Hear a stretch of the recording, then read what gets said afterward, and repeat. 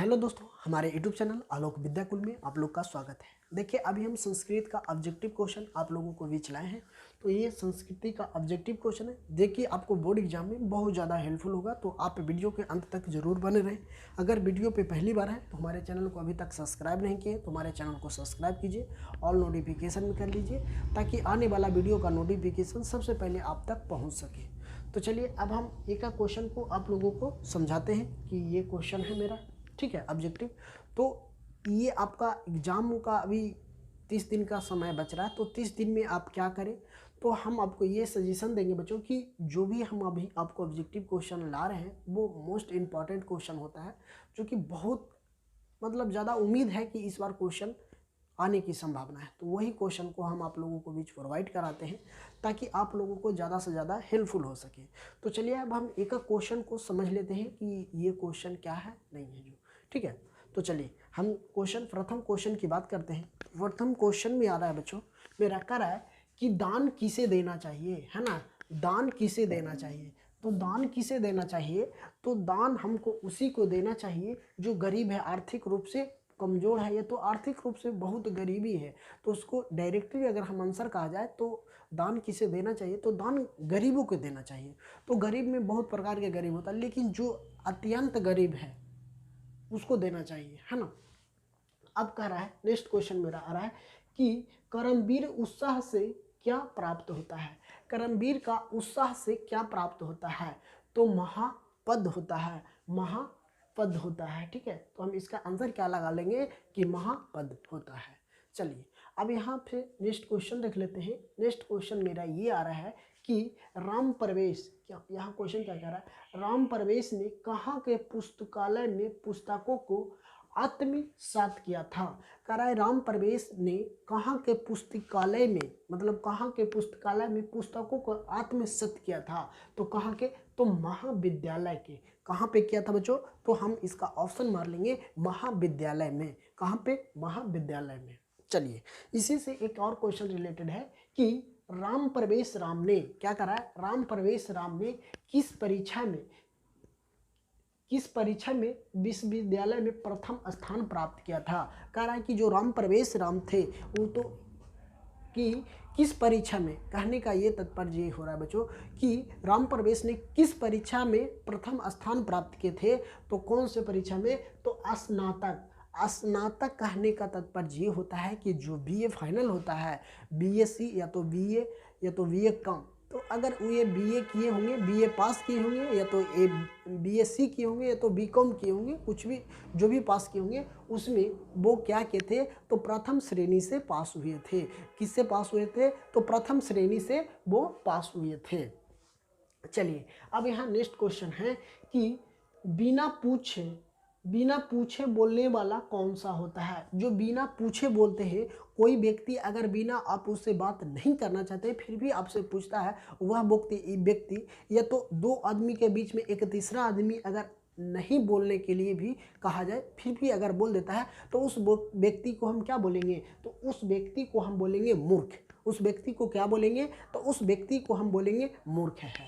चलिए, अब कह रहा है यहाँ नेक्स्ट क्वेश्चन में कि नरक के कितने द्वार होते हैं। तो नरक के कितने द्वार होते हैं, तो इसका नरक के 3 द्वार होते हैं। अगर आपको ये नहीं पूछेगा कि कौन कौन होता है, आपसे सीधा सवाल यही ऑब्जेक्टिव में पूछा जाएगा कि नरक के कितने द्वार होते हैं, तो हम इसका 4 ऑप्शन रहेगा, 2, 3, 4, ठीक है, 5, ऐसे टाइप का सवाल रहेगा। तो हम डायरेक्टली इसका आंसर कर देंगे कि 3 होता है। कि नरक के द्वार कितने होते हैं, तो नरक के द्वार की बात हम कर लेते हैं बच्चों। तो नरक के द्वार होता है 3, ठीक है। चलिए, अब यहाँ पे कह रहा है, नेक्स्ट क्वेश्चन में आ रहा है कि कुल वंश की रक्षा किससे होती है।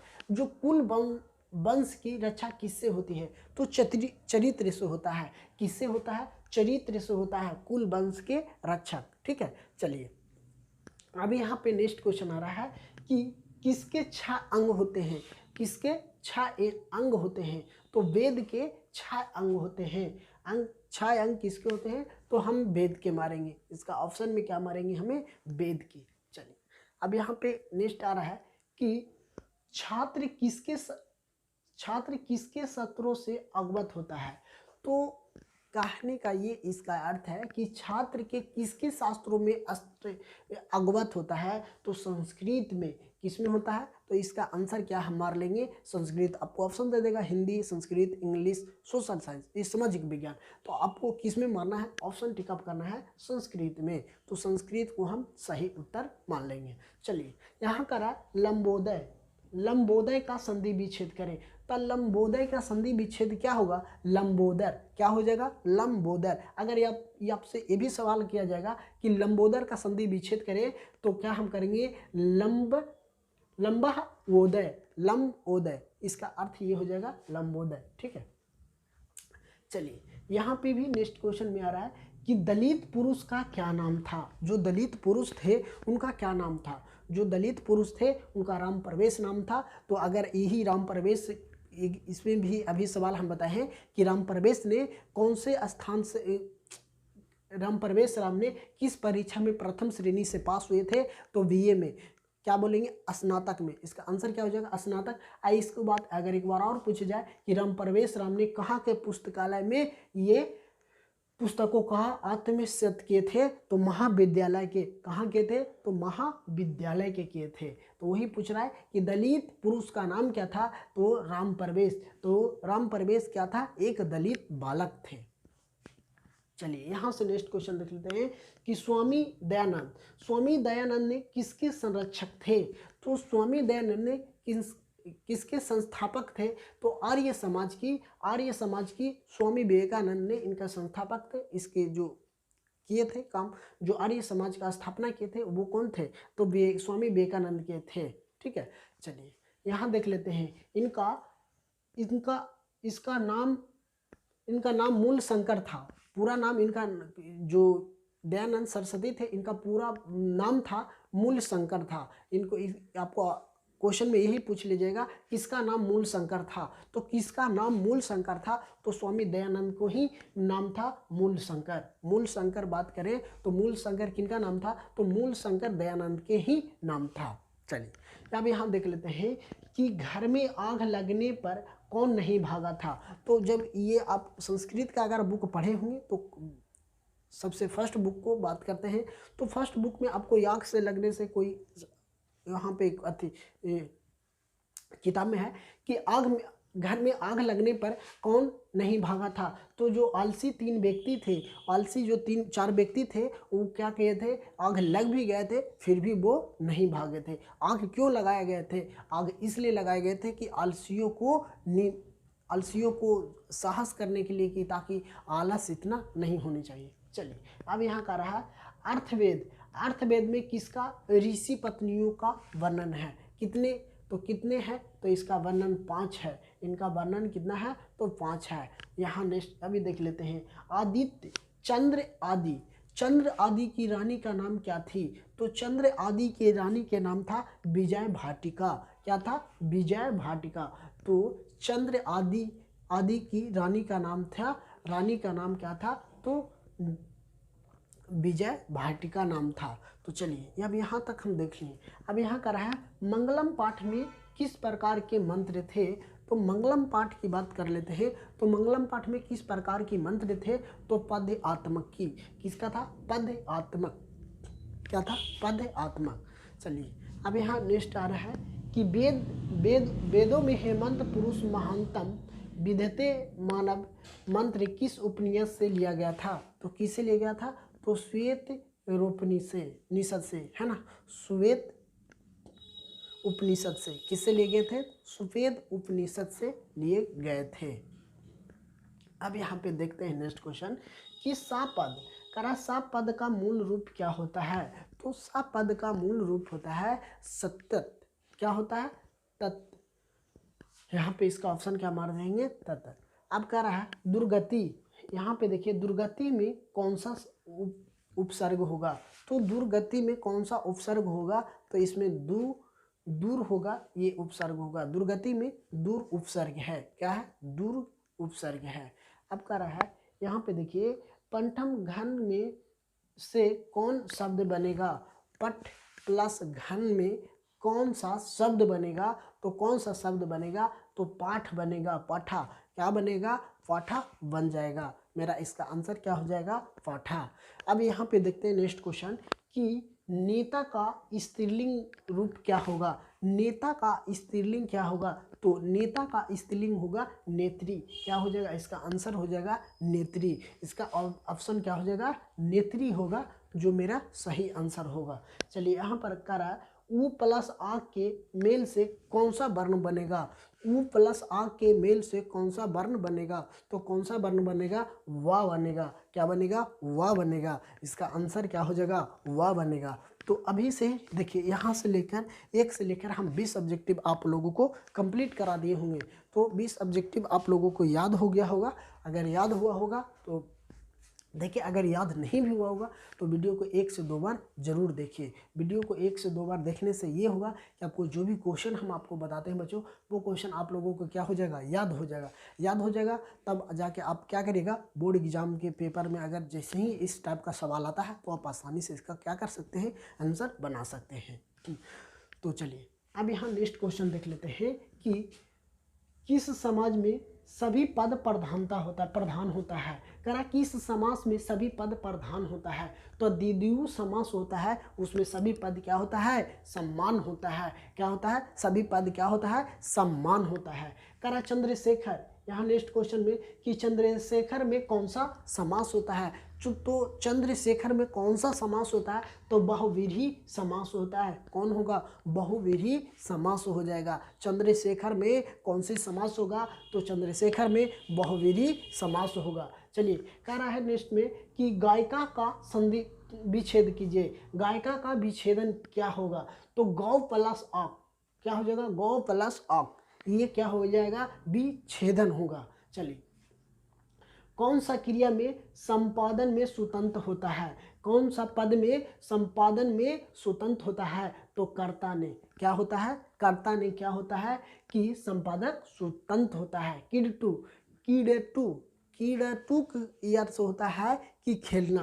तो कह रहा है कीड़ेतु किस लकार का रूप है, तो लोट लकार की है। किसकी है, लोट लकार की, तो लोट लकार की। अब कह रहा है बिना पानी, बिना पानी में कौन सा समास है। बिना पानी, तो बिना पानी में कौन सी समास है, तो बिना पानी में हम इसका आंसर मारेंगे बहुव्रीहि समास मार देंगे। इसका आंसर क्या हो जाएगा, बहुव्रीहि समास होगा। इसका आंसर क्या होगा, बहुव्रीहि समास होगा। चलिए यहाँ से अब देखते हैं नेक्स्ट क्वेश्चन कि मंद मंद, यहाँ पे देखिएगा करा मंद मंद नुदित पवन बाघ के मंद मंद पद। यहाँ पे ध्यान दीजिएगा, क्वेश्चन करा मंद मंद नुदिति पवन। क्या करा, मंद मंद नुदिति पवन।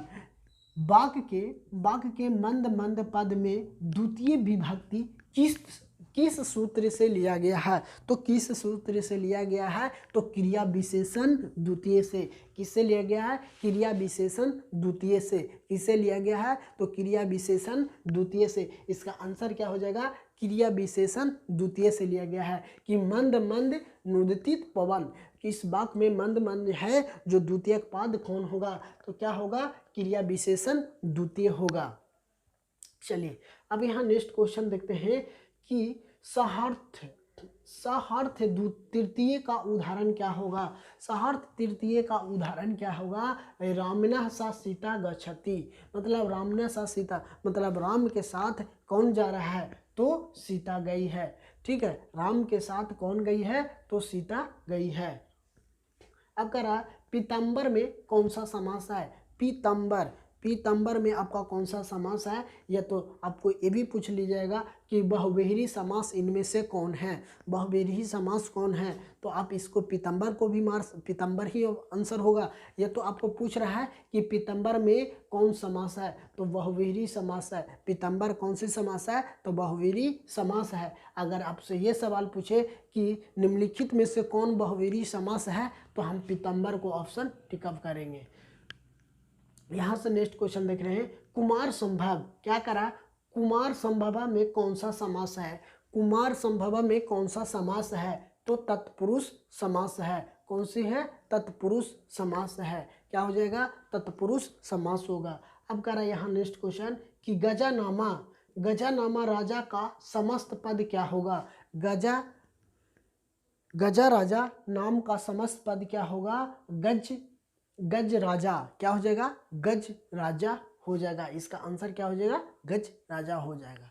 चलिए कर रहा है, दक्षति में किस लकार का रूप है, दक्षति में किस लकार का रूप है, तो लीट लकार को हम क्या इसका आंसर मारेंगे, लीट लकार को। नियत, यहाँ नेक्स्ट क्वेश्चन देखिए, नियत का मूल धातु क्या होगा, नियत का मूल धातु क्या होगा, नी हो जाएगा। इसका आंसर क्या हो जाएगा, नी हो जाएगा, कि नियत का मूल धातु क्या होगा, तो नी हो जाएगा। इसका आंसर क्या हो जाएगा, हमको नी हो जाएगा। अब यहाँ पे देख लेते हैं, रुधारु का मूल धातु क्या होगा, रुधारु का मूल धातु क्या होगा, तो 4 ऑप्शन रहेगा इसमें। आंसू, आंसू क्या हो जाएगा, हमको मूल धातु हो जाएगा। ये क्या हो जाएगा, आंसू क्या हो जाएगा, हमें मूल धातु हो जाएगा।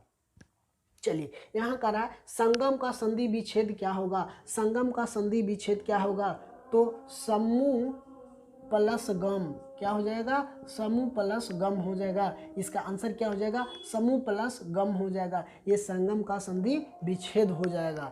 चलिए यहाँ करा ई प्लस आ के मेल से नया वर्ण कौन बनेगा। देखिए यहाँ पे देखिए, ई प्लस आ के मेल से नया वर्ण बनेगा, या बनेगा, या बनेगा। ई प्लस आ के मेल से कौन सा बनेगा, तो या बनेगा। ये क्या हो जाएगा, हमको आंसर या बन जाएगा। चलिए कह रहा है, अधि, अधि उपसर्ग में कौन सा शब्द बनेगा, तो अधि की कहने का ये तात्पर्य है कि अधि से कौन सा उपसर्ग बनेगा, अधिकारा बनेगा, अधिकार बनेगा, अधिक बनेगा। ये सब क्या होगा, ये सब बन रहा है, नया शब्द बन रहा है अधि से। अधि से कौन कौन सा शब्द बनेगा, अधिकार हो जाएगा, अधिक हो जाएगा, अंधिकार हो जाएगा, अभिनम हो जाएगा, अभिलाषा हो जाएगा। ये सब क्या बन रहा है, अधि से ये शब्द उपसर्ग शब्द बन रहा है। चलिए रामना शक क्या कर रहा है, नेक्स्ट क्वेश्चन, रामना शक लक्ष्मण रामना शक संघ लक्ष्मण गच्छति वाक्य में अवयव क्या होगा, तो क्या हो जाएगा, अशक हो जाएगा। क्या हो जाएगा, हमको शक, मतलब राम के साथ सीता बन गई थी, उसी प्रकार से राम के साथ लक्ष्मण बन गए, तो इसमें कौन सा वाक्य हो जाएगा, तो शक हो जाएगा। चलिए अब इसका नेक्स्ट क्वेश्चन है कि राम दवा पठती वाक्य में कौन सा अवयवी है, राम दिव्या पठती वाक्य में कौन सा अवयवी है, तो दियाबा क्या हो जाएगा, दियाबा। इसका आंसर क्या हो जाएगा, दियाबा। तो ये मेरा आंसर 1 से लेकर 40 सब्जेक्टिव को हम आपको पूरी अच्छी तरह से समझा दिए हैं। तो आप लोगों को उम्मीद करते हैं कि ये क्वेश्चन आप लोगों को ऑब्जेक्टिव याद हो जाएगा और एग्जाम में आपको अच्छा नंबर आएगा। तो अभी तक हमारे चैनल को सब्सक्राइब नहीं किए तो चैनल को सब्सक्राइब कर लीजिए, ताकि आपको बोर्ड एग्जाम से रिलेटेड जो भी क्वेश्चन आएगा इम्पॉर्टेंट होता है, जो कि उम्मीद है कि इस 2024 में आपको क्वेश्चन पूछा जाए, वही क्वेश्चन को हम आप लोगों को बीच बताते हैं। तो पूरा अंत तक वीडियो ज़रूर देखें। बाकी मिलते हैं फिर अगले कक्षा में आप लोगों के बीच, तब तक थैंक यू।